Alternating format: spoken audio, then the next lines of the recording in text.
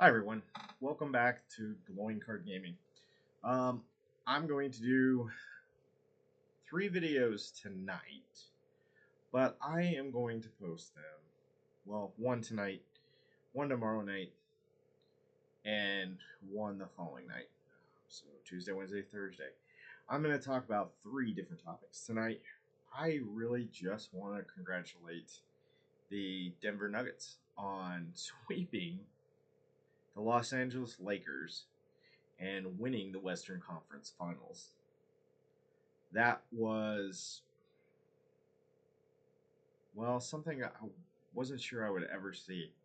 I mean, I've been watching the Nuggets forever. Um, I actually was a ball boy for the Nuggets way, way back. Honorary ball boy. Back, you know, um, this is how far back. When the Nuggets had Michael Adams, because I had my picture taken with Michael Adams when he was Michael Adams and not Mahmoud Abdul Rauf. That's weird. Um, anyway, um, really, I mean, going through, even the '93 season where the Nuggets were an 8 seed and they took on the Seattle Supersonics with Dikembe Mutombo, and they were able to win that. That was almost a championship right then for the Nuggets back then, because you knew the way the league works um, is something I don't honestly like, because the NBA generally tends to put a spotlight on one superstar player and they just lift him up. He's always the focal and center point. And in some cases, this is warranted. Like with Jordan. Jordan, in my humble opinion, and I would argue many people's humble opinion, Michael Jordan is the best basketball player to have ever played the game. Period. And this is how you can tell that, even when I talk about Elway being that position, the best that's ever played, even though he didn't have as many wins as Brady or any of the other quarterbacks. I mean, Elway could do something Brady couldn't. Elway could take a team that was okay and lead them to a Super Bowl. Now, granted, back then he couldn't win one. He had to have the better teams around him, and that's what Brady did. I've seen too many times where Brady gets sacked three, four, 5 times and becomes utterly useless for the rest of the half. I've seen, and there's a clear example when they played the Atlanta Falcons in the Super Bowl where he'd been sacked three, four, 5 times. I think it was 5 times in the first half, and there was a man. He rolled out to his right, and there was a man on the right side, and I don't remember who it was, but he was as wide open as anybody I have ever seen be open in the NFL. Like, they had a wide angle on this guy, and there was nobody within 10 yards of this guy. He was wide open. And Brady threw it 5 yards behind him. He was under a little bit of pressure, but it was a very makeable pass, and the missed by that much. Wow. Don't tell me he's the GOAT. He's really good. Hall of Famer, top 10, arguably. Yeah, absolutely. The best ever? No. Sorry. Terry Bradshaw, you make an argument for him. I would accept that. Joe Montana, um, uh, Dan Marino, Johnny Unitas. There's definitely a lot of other quarterbacks we could talk about and make that argument for. But I personally think it was John Elway. Um, and I think that the best hockey player was by far and away Wayne Gretzky, and the best basketball player was Michael Jordan. I just you almost can feel it when one of those guys steps onto the field or onto the court or onto the ice. Um, you know, you, now for baseball, I don't know if you can pinpoint somebody who was just so dominant. Although, um, oh man, I blanked on his name. Nolan Ryan. I was gonna say Texas Rangers pitcher Nolan Ryan. Nolan Ryan probably fits that bill pretty well for pitching in the major leagues. Um, More no hitters than anybody else. I the only thing that would have solidified Nolan Ryan being the best pitcher of all time is if he would have pitched the perfect game, and that almost happened this year, um, where a pitcher faced 27 batters. I think that was I can't remember Miami. I don't know if it was Miami. I can't remember the pitcher's name, but he faced 28 batters, and the only reason he didn't have a perfect game is he threw and he hit the toe of the batter. The toe hitter. Um, he still threw a no hitter. Amazing, outstanding performance. Um, you know, I guess tonight's video isn't so much about the Nuggets, but it's about greatness. At least the first half. But kind of to bring it back around, um, I think that this Nuggets team with Jokic and Murray is on par maybe with Jordan and Pippen. I don't think Jokic is as good as Jordan, but he's really good. He is really good. And for him not to be MVP this year, it's like they gave him the MVP the last two seasons, thinking the Nuggets might make the finals, and then they didn't. And then this year they're like they're not going to make the finals, so we're not going to give it to them, and then they do make the finals. It's one of those almost haha, laughable, comical, ironic moments in sports where people are trying to guess, what's going to happen. Let's give the MVP to somebody who's going to win the championship, blah, blah, blah. Then they don't. And now they think, well, they're not, and he actually may. Found out tonight that the Celtics won game 4, so there will be a fifth game. Miami not sweeping the Celtics. And are the Nuggets the best team in the NBA right now? I don't think I'm a homer when I say I believe they are. Because for so long, no, they were not. They haven't been. And you know, and I say that with Murray and Jokic, you could have a team that is like the Bulls in the 90s with Jordan and Pippen and Kerr and was it Stockton? Not Stockton. I can't remember who else they had on that team. They were. It was like watching 5 All-Stars take the court every single night. The All-Star game could have been the Bulls versus the rest of the league, and the Bulls still would have won. They were that. I don't think we'll ever see a team that's as good as they were. But I could see the Nuggets building upon Murray and Jokic, and I hope they are able to pay these guys and keep them in Denver and get them ring after ring after ring.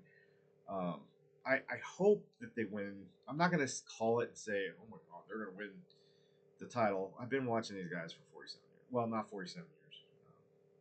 I'm not quite that old. Since the merger for the ABA in the 60s or 76. But they are a powerhouse. This is the best Nuggets team I've seen the Nuggets field. Period. And when we're talking about greatness, you know, I kind of compare what they're doing to what the Rockies did or are doing. There is a huge difference between the seasons and the not winning a championship for the Nuggets versus not winning a championship for the Rockies. Now, true, the Rockies did make a World Series in 2007, but they had I don't know. I don't really want to take anything away from that 2007 Rockies team, but there was some luck in there, and they were good, but they weren't 21 out of 22 wins good to finish that season. I don't know if we'll ever see anything like that. And I've told the story about the day that streak started. I was watching the game that was their first win, and I had figured it out in my head with how far back they were. I'm like, to make the postseason, they're gonna have to win out. And then I thought about it, and I'm like, they could lose one game and still make the playoffs, or they might have to play in and do a playing game because of the tie. That's exactly what happened. They had to do a playing game. Yeah, he touched it. Holiday touched home plate. Um, and even if he didn't, they baseball kind of evens itself out with those plays and stuff. So, I again, I've told that on another podcast. I just told it again.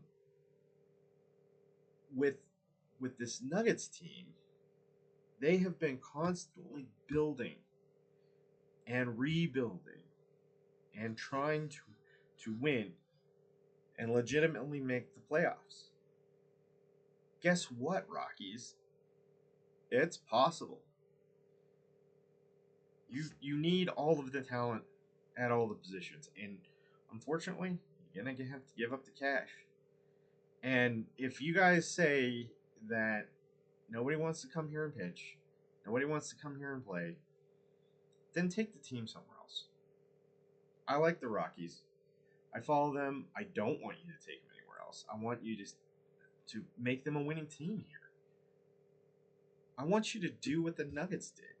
Yes, sometimes it's a struggle, but you get the pieces together. You get the coaching staff together. You get the front office together. Everything starts at the top, and you get the office together. The owners get the office gets the coaching gets the players, the scouting. You do everything right, and you can put together championship teams. And in this case, we may be looking at the beginning of a dynasty. Just the amount of talent on just not just Jokic and Murray, the entire Nuggets team. It seemed like when Jokic kind of faltered in Game 4, not scoring as many points, he still got a triple double. I mean, hasn't he gotten a triple double in every playoff?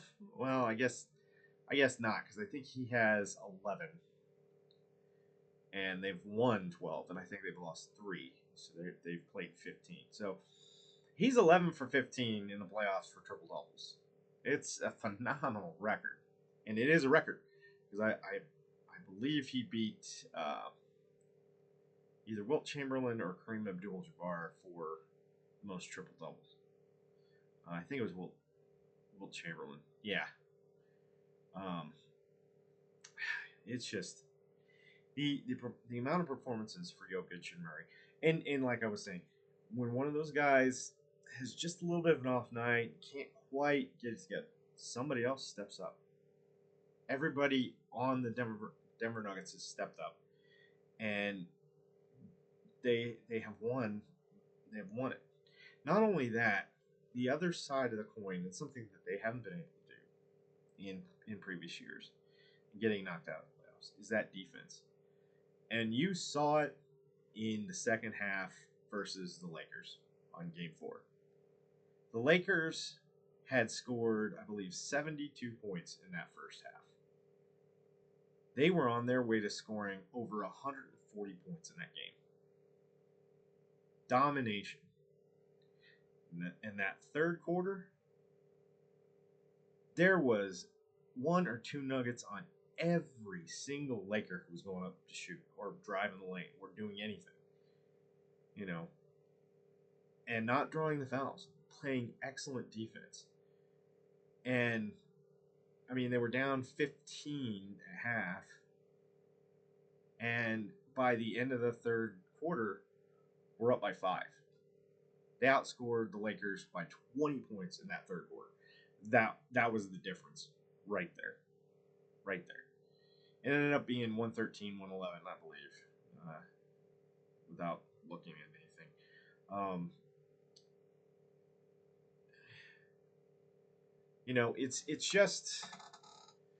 It's just phenomenal. What a good team. And throughout the years, the Nuggets have tried to build winning teams. And yes, they've had to trade off those players. One thing I really like about this Nuggets team is even though everybody's making Jokic to be the superstar of the team, maybe he is, I don't know. It is a collective team effort, and not only that, they are very humble. They are giving each other credit. All of them deserve it. All of them are playing well. All of them. This is what team sports is about. This is what the team is about. So, Nuggets very good at doing this, especially right now. And that's what I was going to say earlier. Is the one thing I really hate about the NBA, and the one thing I think that could really debunk or sink the NBA style is just to have a unselfish team that that one extra pass every game. Not being that selfish guy, taking that shot. You see that guy stepping up on you. You see the guy that's wide open. Nobody's even looking at him. Instead of going up, even though you'd have a good look, the guy next to you is going to have a great look with nobody on him. And that pass comes instead of the shot.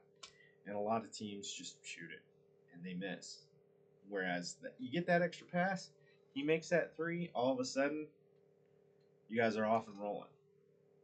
And that defense put on the brakes to the Lakers. I mean, I don't know how else to describe it. The Lakers were on their way to scoring 140 points, and they ended up scoring 111. Talk about stopping a team dead cold.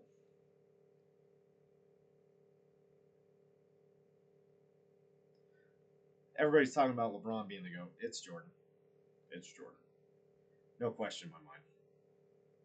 I just don't feel the same way about LeBron James as I felt about Jordan. When Jordan was on the court, anytime, he was so dominant. There's no other way to describe it. I mean, you just knew he was without a doubt. You didn't have to have a debate or a discussion about Michael Jordan. You knew he was the best person on the floor. And the way the NBA works, and it has worked for a little while, is you have your all-star player, and then you have 4 guys that help that guy out. And that's how the NBA likes it. They like to have the one big star name on every team, and they love. And I always felt like if you could get a good team that was unselfish, they would beat the all-star guy every game. Every game. Because when you have 5 guys that are pretty good to great, and you have a superstar and some okay guys that are just kind of feeding him, that it's not going to cut it, and it shouldn't. The one thing about the Bulls back in the 90s and why they were so dominant is what I said before, is you had 5 superstars on that team. It just happened to be Michael Jordan was so much better that he overshadowed all of them and was able to really dominate the game. Jokic is kind of in that same vein. He's really been just dominating the game in most every aspect. Yes, there's I mean, even Jordan made mistakes every game. There's always room for that improvement. Always. No matter who you are or how great you are. And I think this Nuggets team's working for that. They know it's not over. As a fan, I know it's not over.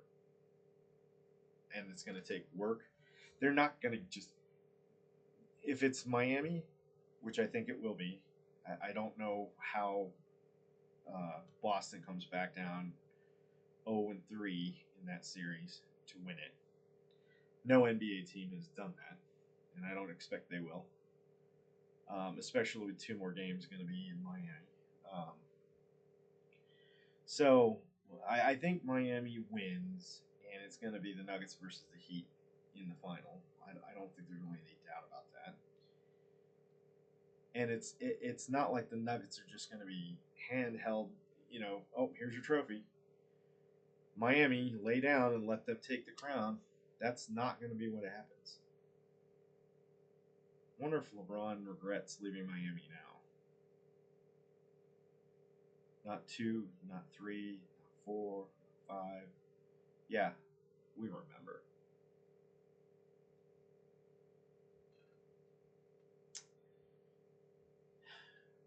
I am very happy. Contrary to the tone of this post, everything about it, the Nuggets. I am definitely a homer, and I'm always going to root for the Rockies, Nuggets, Avalanche, and Broncos. I need to get an Avalanche pennant. That reminds me. Anyway, um, I'll try and get an Avalanche pennant and get that up on the board back here, and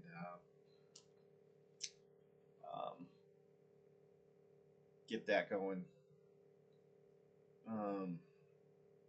at some point in the future. And it sucks that they lost too. So, that is what it is.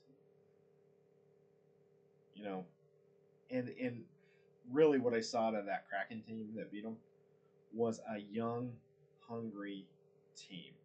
If that team sticks together and plays as well as they did versus the Avalanche through the entire playoff series, I know they're already out.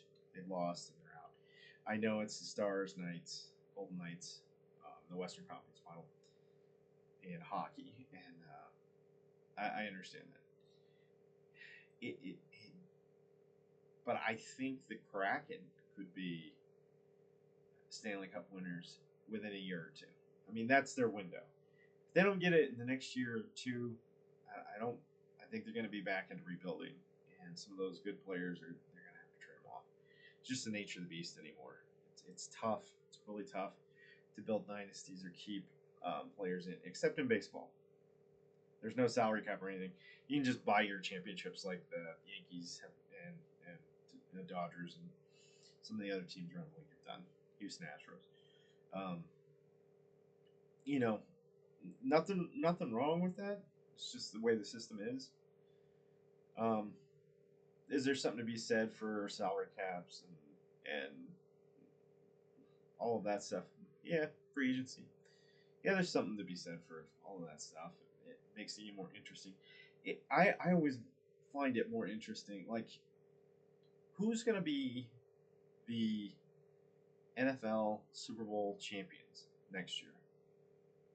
Who's going to play for the Super Bowl next year? I can tell you this. No one knows for sure. No one knows for sure.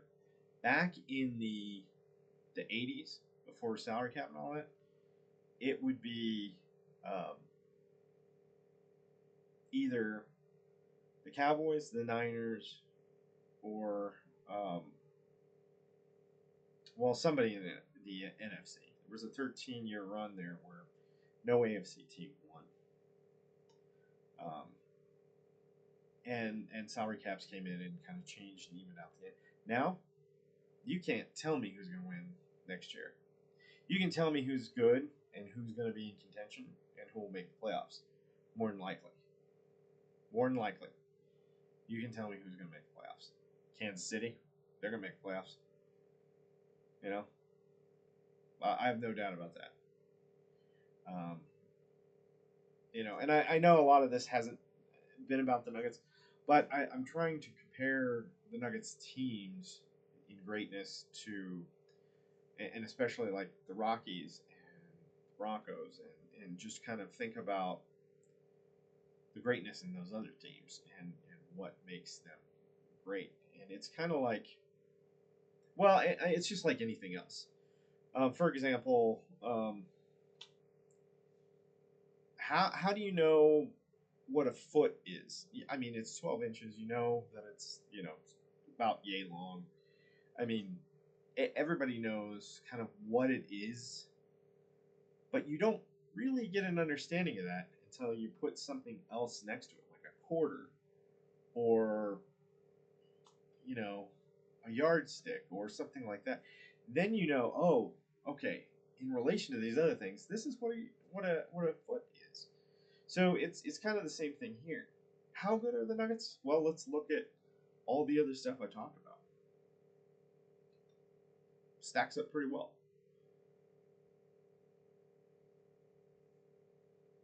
So hopefully that's what you guys got out of it. That was kind of the intention, but I know I ramble on and I just spew out all of my thoughts. Again, I just wanted to give a post since it's been a little while. I've been a little busy with work, and I'm getting ready to be on call for two weeks, starting June 5th through the 19th. I don't know how much I'll post during those 2 weeks, although I may just end up doing that. So it is what it is, and the other reason why I've been pretty busy is I went to a writers conference because I write sci-fi and fantasy novels, and I just finished a novel, and I'm trying to figure out how to get that novel from its current state to a published state. And really, once you get it into the state that I have it, the next step actually is to start submitting it to agents and editors. You don't go to publishers. Your agent or agent editor will go to the publisher for you on your behalf. That's the whole point of having them, is they negotiate on your behalf. They know the business, you don't. They know they should know the laws and all of that stuff too. So, the other thing that I had been doing was when I went to the writers' conference, there were two things. There was a reading critique, which you take the first page of your novel, you hand it in for them to read, and then you get critiqued on that. When I did that, they just shredded it. They did not like my writing at all, which is not surprising because there are a bunch of romance writers and really didn't get or understand what I was trying to do. Sci-fi can take really anything with into it, kind of turn that into a story, and get your imagination cooking and going. Um, but romance writers really, I mean, most of them write in modern times, and if they don't like something, then it's really their opinion about it. So the content of it they didn't like. So I can't take anything away on that. That's just their opinion. Now, if there was grammar or the other thing is they said a couple of things that I was doing about my writing style. Those things I actually took to heart, and I actually rewrote the first page because of that. Now, I tell you that because then I went to pitch the novel to an agent the following night, and took some time and really got my thoughts together on what the novel was so I could really give a full pitch. And when I pitched it, she asked me a few questions about it, and I absolutely had every answer covered because I thought about these things and written them into the book, into the novel. So at the end of it, she gave me her card and she said, "Send me the whole thing," which just doesn't happen too often. Um, Out of the hundreds of people that pitched, I think maybe five, including myself, were asked for an entire copy.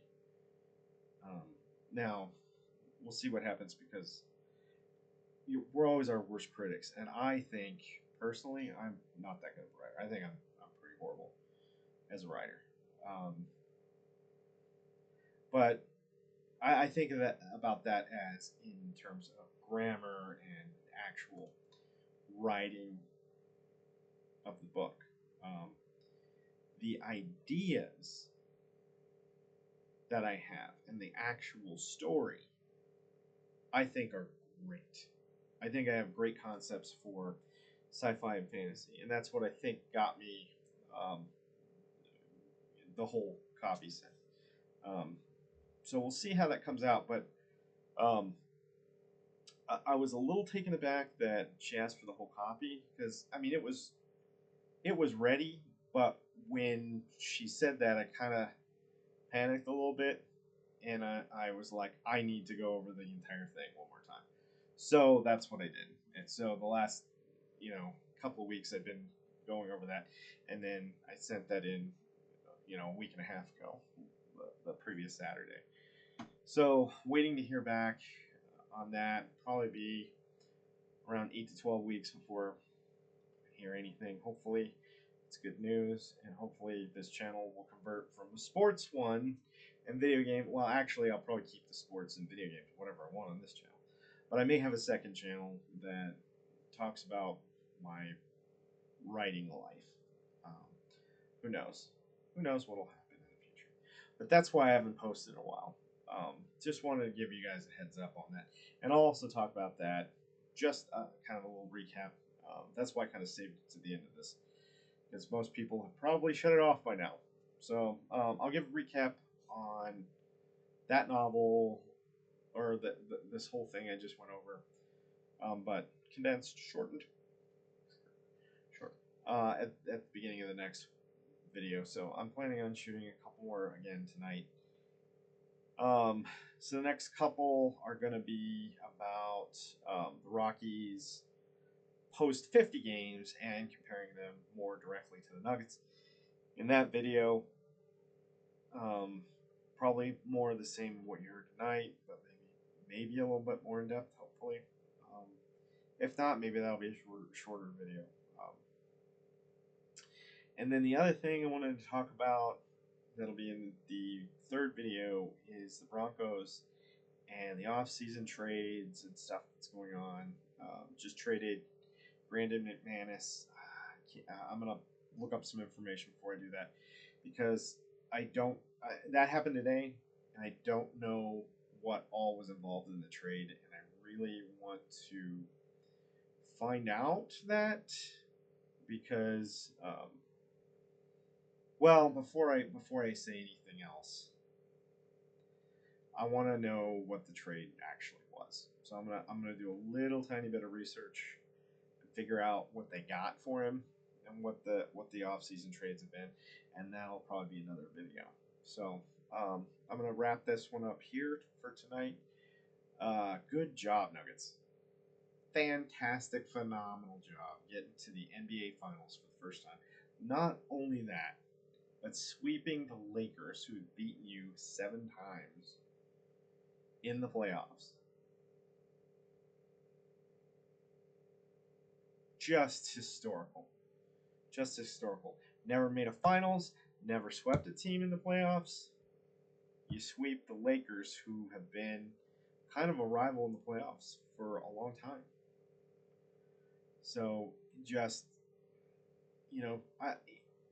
time goes on long enough, sooner or later everything happens. But I'm glad I'm around and I can see this happen.